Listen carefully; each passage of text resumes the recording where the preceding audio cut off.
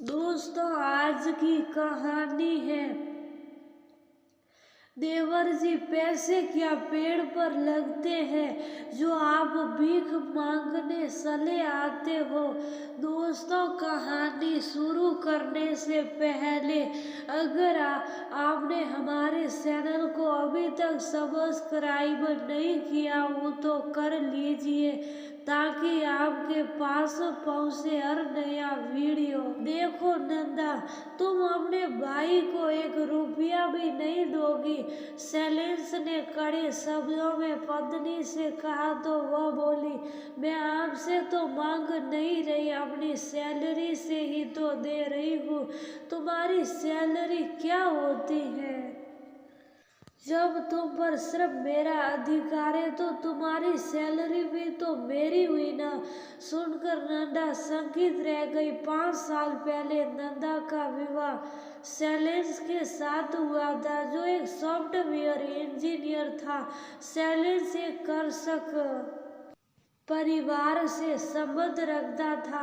उसके माता पिता गांव में ही रहते थे। कभी कभी बेटे बहू से मिलने आ जाया करते थे। नंदा भी एक प्राइवेट स्कूल में अध्यापिका के पद पर कार्यरत थी।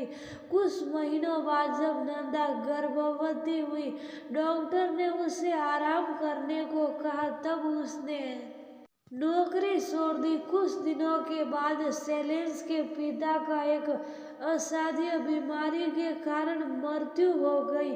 उसकी मां अकेली हो गई। तब शैलेंद्र ने खेती की जिम्मेदारी एक विश्वसनीय आदमी के हाथ में सौंपकर मां को अपने पास ले आया। नंदा को भी अच्छा लगा कि उसे एक साथ मिल गया है। कुछ समय के बाद नंदा एक बेटे की मां बनी। उसकी सास ही पोते की मालिश करती और नहलाती धुलाती थी। जब कभी वह बाजार जाती और देर हो जाती तो उसकी सास अपने पोते को संभालती और सब्जी वगैरह भी काट कर रख देती ताकि नंदा को कोई परेशानी न हो। नंदा अक्सर ही शैलेंद्र से कहती, माँ जी के रहने से कितना आराम है, उनके बिना तो मैं मनु को संभाल ही नहीं पाती। शैलेंद्र हाँ हूँ करके रह जाता। कुछ महीनों के बाद नंदा की सास बीमार रहने लगी। डॉक्टर की फीस और दवाओं पर होते खर्चे देखकर उसे सीढ़ सी होने लगी। कभी वह सास पर चिड़चिड़ाती तो कभी पति को सुनाती कि तुम्हारी माँ पर कितना खर्च हो रहा है। यहाँ तक कि शैलेंद्र का कोई रिश्तेदार भी आता तो वह नाक भों सिकोड़ने लगती। गर्भ कलेश से बचने के लिए शैलेंद्र उसकी बातों को एक कान से सुनता और दूसरे कान से निकाल देता। एक दिन शैलेंद्र का ससुरा भाई कौशल ने फोन किया, भैया पापा गिर गए हैं, उनके कुल्ले की हड्डी टूट गई है, उनको लेकर हॉस्पिटल आया हूँ। तो डॉक्टर ने ऑपरेशन करने को कहा है। भाई अगर कहते कहते वह चुप हो गया तो शैलेंद्र घबरा गया, बोला, तो सुम क्यों हो गया, क्या बात है? अगर क्या भाई कुछ मदद हो जाती थी। कौशल ने खिसाते हुए धीरे से कहा, तो इसमें खिसाने वाली बात क्या है? तेरे पिता है तो वह मेरे भी तो सासा है। तू कल घर आजा, फिर दोनों साथ में हॉस्पिटल चलेंगे। अगले दिन कौशल आया, अपनी बीमार ताई से मिला। शैलेंद्र रुपयों की एक घड़ी उसके हाथ पर रखते हुए बोला, इसे रख, मेरा एक दोस्त उसी हॉस्पिटल में है, डॉक्टर है, वो फीस भी कम करा देगा। तभी दंदनाती हुई नंदा आई और कौशल के हाथ से नोटों की घड़ी छीनते हुए बोली, चले आए हैं भीख मांगने, संसार तमाशा नहीं बनाना चाहता था। नंदा से बोला, रुपये दे दो नंदा, सासा का ऑपरेशन होना है, वह कोई पराई नहीं है, मेरे सासा है। बचपन में उनकी उंगली पकड़कर स्कूल जाता था, उनके मेरे पर पूरा अधिकार है था, लेकिन अब नहीं, तुम पर सिर्फ मेरा अधिकार है। गरजती हुई नंदा बोली और हाथ में रुपयों की गड्डी दबाए अपने कमरे में चली गई। शैलेश तो नंदा की बात सुनकर अवाक रह गया था।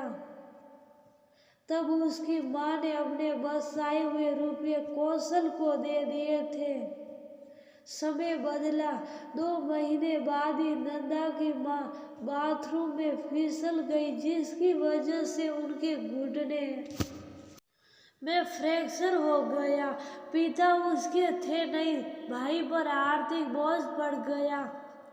तब उसने कहा, माँ पर मेरा भी तो हक है, उनकी सेवा करने का मेरा भी तो फर्ज है।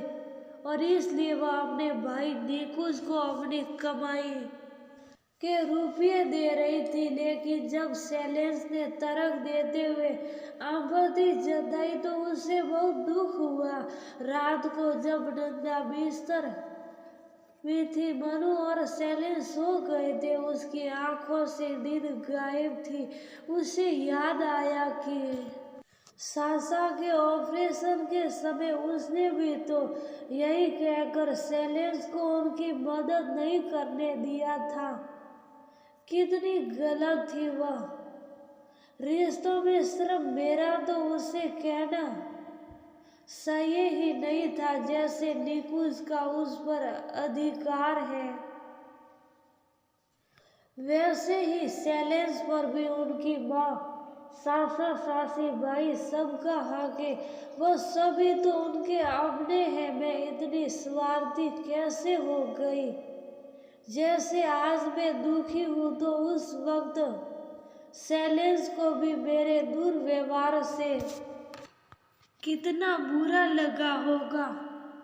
मैं कल सुबह ही शैलेश को सॉरी कहूँगी। और अगले दिन शैलेश बिना नाश्ता किए ही ऑफिस चला गया। करीब 6 घंटे के बाद वह थका हुआ लौटा। फिर निकुंज भी आया तो नंदा बोली, भाई कल के लिए मुझे माफ करना। वो निकुंज हंसते हुए बोला, दी माँ का ऑपरेशन सफल रहा। सुबह से जीजू हमारे साथ ही थे। अपने पति पर सिर्फ मेरा का अधिकार जताकर नंदा बहुत शर्मिंदा थी। उसने शैलेश से माफी मांगी और अपनी सास से भी। तब शैलेश ने उसे समझाया, कल यदि मनु की पत्नी भी उस पर अपना समझ गई। शैलेश की बात पूरी होने से पहले ही नंदा बोल पड़ी तो सभी ठाका मारकर हंस पड़े और वातावरण अपनेपन की खुशबू से महक उठा।